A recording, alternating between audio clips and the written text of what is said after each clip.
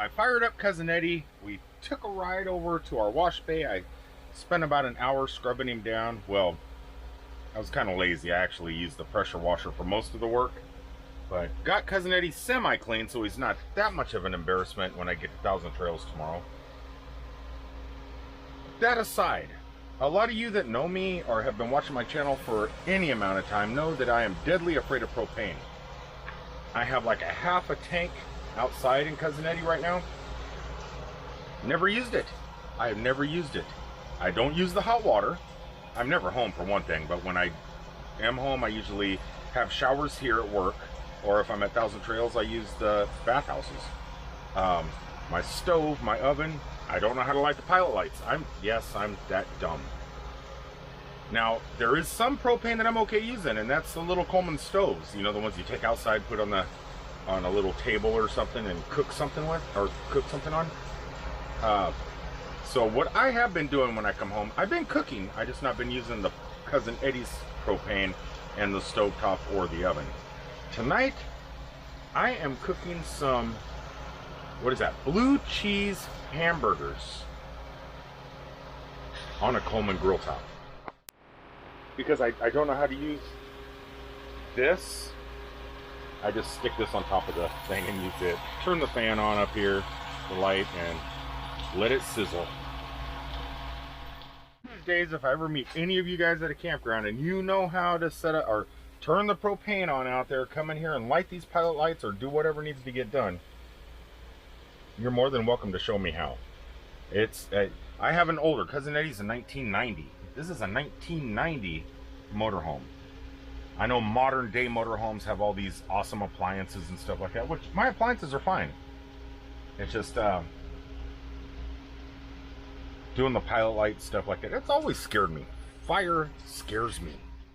It's camping day, camping day, camping day, camping day. But before I get to go camp, I have to get gas, and gas doesn't rhyme with camp. Step one. Seeing you in a little while. In about 10 days, Leesburg. 10 days.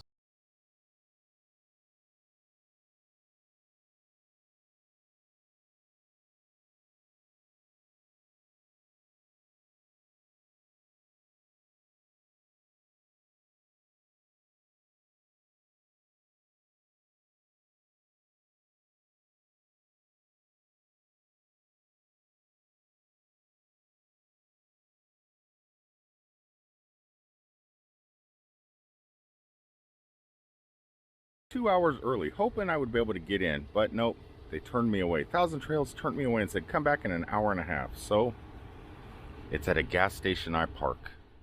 It looks like there's a nomad family that lives in a car right here at the gas station. They said that we could talk to them, so we're going to talk to them. They're going to tell us the craziest story they've ever had to deal with living in the car, and how long they've been doing this, and whatever. It's pretty fascinating. You guys are fascinated because when I first walked up, I parked and I seen the car over here, then I seen the clothing line, and then I was going, that's indication. And there's two people living in the car. Two! This is their home. It's on the side of the road here at this gas station. It's actually a really beautiful area. It's really pretty nice. But they just set up out here, kind of enjoying the Florida sun. I guess they've been here since November, and I've never even noticed them. All cooking supplies. Everything you need to survive in a car.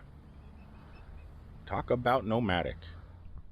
A long time ago, I believe it was like in 1999 or something like that, my ex-wife had a job up in Yosemite National Park with the bear relocation program. And we had been living out there for a while, and then I was coming back to Florida, and I didn't have a place, had no idea what I was going to do. So I brought our car, left my wife and kids out there working in Yosemite. I came out here to set everything back up, and I lived in my car for about 6 months while driving truck locally. I was a local driver, and I'd get off work, park my truck, and I would sleep in my car just like that. But I didn't have the setup that they had. every single night I would either go over to Disney, eat, or the local truck stop in Bushnell, Florida, or in Lake Panasoffkee area and eat. I don't know if I could do that anymore at my age, but it is kind of cool. I just don't think I could stay in the one spot. I don't think I could be here for months and months just here on the side of the road. Especially in Florida, you got to get out and move. Anyway, let's go talk to them. It's a husband and wife, but he's over at the moment, I believe, in the store at the gas station. So we're going to talk to his wife. Everybody, that I lived like this. You ready? Yeah. Okay, I used to live like this in 1998 or something. I lived in my car for like 6 months. Okay. I moved from California ski resort area out here. Love the mountains. Yeah, and it was like, well, what am I going to do? I have to restart life all over again. Uh-huh. And it wasn't that bad of a deal, but I had nowhere near the stuff you guys have. And honestly, everything that you see, everything that we have is things that we have acquired within the past year. Mm-hmm. We ended up in the car due to a lemony snicket, series of unfortunate events. We're renting a place, changed out a transmission and motor in his Suburban, didn't have first, last, and security after that, blah, blah, whatever. Okay, well, let's just do the car thing. Live in the Suburban, and at the time I had like a little 1976 Trillium RV that I was going to turn into a mobile hair salon. Yeah. And that ended up getting towed when we ran out of gas after I fell. That's not a bad idea, a mobile hair salon. Mobile hair salon, yeah. I specialized in bridal updos. Mm-hmm. And that was my thing. And especially in this area, we have people who come down and do weddings over at Disney, etc. Go to their villa, do their hair, and leave. Done. That was my vision. And it didn't turn out that way. It never does. It never does. Yeah, exactly. However, it's been a learning experience. How many years have you been doing it now?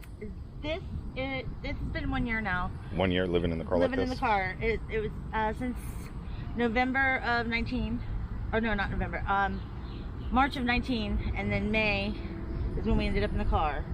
But prior to that, we had the RV and the Suburban. But what about sleeping arrangements? I know you used to live in a tent, you said, back here in the woods. Yeah, we did have a tent back there, and that was lovely because of the air mattress and stuff. Mm-hmm. And but we just bring the seats back. And just crash in the front seats? And just sleep in the front seat, you don't have to worry about like all your blood rushing to your head because you can't really elevate your legs. But it's good though, Have you ever thought about converting the car totally, like taking out behind the back seat and then putting storage and making beds and doing all that? I actually at one point took the back and put it down and everything, but it was just too narrow to lay down the full way. But it was interesting. Yeah, because you could have a whole kitchen back here, lift out like those little teardrop trailers, yeah. lift it up, and your whole kitchen's back in the trunk. Exactly. Could be pretty sweet. And the things have been different. I mean, everything that we have basically are things that we have found or been given to us over the past year. Is that how you make your money? Is selling? Is just collecting and selling stuff to survive? A lot of times we'll go junk hunting and we'll sell stuff. I don't know how it is around the rest of the country, but terrible. Is it? Yeah, but I don't know what the waste is like. I don't know if there's near the amount of usable goodies, quality stuff that could be resold. Yeah, repurposed and resold. I mean, that is the definition of being green, isn't it? Yeah. But the only thing that most people recycle, unfortunately, is glass, newspapers, and bottles and cans. When our landfills are not filled with those, they're filled with stuff. When we're done recording this, I'll tell you something about a landfill that's right up the street here that is pretty amazing. Excited. You'll find some good stuff. I love stuff like that. I mean, and it is, to me, it's like a scavenger hunt. Because it's like geocaching. It is. Thank you. Except this stuff is way too big to fit in a little treasure chest box geocaching. Exactly. So how do you since you're out here on the side, at the gas station here? This is a DOT road. Yeah. So laundry, water. Do you guys just have to go fill up in the local bathrooms and stuff? Is that how you do it? There's a couple different places. There's a church across the street where I can go and wash my hair. Yeah. On the side of the building, they're okay with that. There's on site a gas station. There's, of course, grain collection and repurposing and stuff like that, which is a little more difficult because I don't have the understanding nor the facility to do it properly and cleanly. You know, because you need a filter for that. Exactly. I'm assuming there's a certain way that you need to go about it. Yeah, and I don't know. I've seen Tom Hanks didn't need it on like with the leaves. He just used banana leaves or something on Castaway. Yeah, that's true. That's very true. Yeah, I didn't think about that. But yeah, as far as laundry goes, craziest thing, if it's something that I love, I will wash it by hand or save up and go and do a load at the laundromat and then hang it up to dry. But honestly, other than that, because of the fact that it is so expensive to go and do laundry, just don't wear clothes, run around nude all day. Exactly, exactly. So we're gonna fence this off. Yeah, the privacy fence all right in here. Right around here. Yeah. Yeah, exactly. People will feel free to come and stop by, hang out, have a beer, whatever. Hey, how are you? Pretty interesting so far, right? Awesome. I mean, it's something that I couldn't really see myself doing anymore, but if I had to, I know that I could. It's minimal living, right? It's minimal living. How you eat out here? Okay, well, there is, of course, eating from the gas stations, which is expensive and doesn't have. Okay, so I was vegan before this. Oh my God, you're not a preachy vegan, are you? No, I'm not. However, it has been a transition because of the fact that I am not afforded the luxury of all of the very expensive vegan food. You know, unless I just want to pop open a can of beans, which is great and all, but which looks like what you just ate. We actually had some we had chili with crackers chicken and crackers in it. So this thing right here I just got, and this is my new baby. They sell these at Walmart for like 18 bucks. Oh really? And it just screws on the top of your regular propane cylinder. It is the best thing in the entire world. A wok also. This one obviously it fell in the dirt because of the dog. It goes on any size pan, easy peasy. And then of course, you know, whatever, all the supplies, all the different supplies. And so when you guys travel, how does you guys, the puppy and all your stuff fit? How do you guys travel? Have you seen Sanford and Son? Yeah. Beverly Hillbillies. So you sit on the roof of the car? Absolutely. And he lets me, that's when he lets me ride shotgun. Oh, okay. Wow, this is pretty impressive though. Yeah, my wheel fell off, sorry. Well, that's okay. It's part of things being repurposed, you know? Exactly. You know what I'm gonna do for them real fast? I am gonna run inside this gas station for, you know, they were really nice, or she was really awesome and kind of showed me around their little homestead. I'm gonna go ahead and go inside the gas station and get them a couple things to survive a little bit, and then it should be time to head over to Thousand Trails. Now they should let me in. It looks like there's a line of vehicles to get in here, so good to go. Yes, home finally, days off finally. Hey, I got my site. Let's go out and start hooking things up. Pulling awnings down, hooking sewage up. Oh, look at this site. Look how massive it is. Oh, that's Cousin Eddie you're looking at, but look at this. So nice. Got a picnic table, nice little place to do whatever. Cousin Eddie. Under the protection of a beautiful tree. I don't normally like staying down here by the lake. We got a beautiful lake right over here. I don't like staying down here due to the mosquitoes, but due to the current situation with the thing going on, a lot of annuals are here, but a lot of the snowbirds still have not gone home, is what they told me up at the front. They said they're just riding it out. They're because of the current situation, people do not have to leave, so they're sticking around. And they said when I first called or made my reservations online, and then I made a phone call, they said, yeah, there's plenty of openings, anywhere by the swimming pool packed. The area down below the swimming pool is annuals now, and so the regular Thousand Trails people like us, we're have to stay far from the swimming pool or either down here by the lake. And yeah, as you can hear, the bugs, the cicadas out here in the woods, they're not the only insect out here. Come soon, the mosquitoes will be coming out. Oh, that's not good.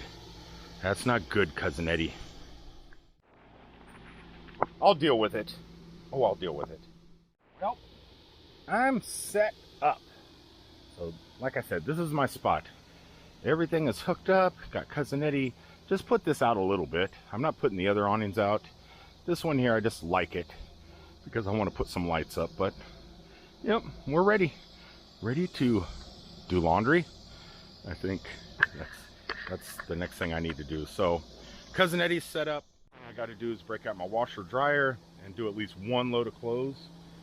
And maybe go enjoy the swimming pool for a little bit.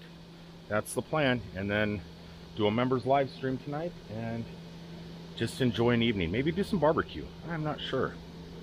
But I think that sounds like a plan.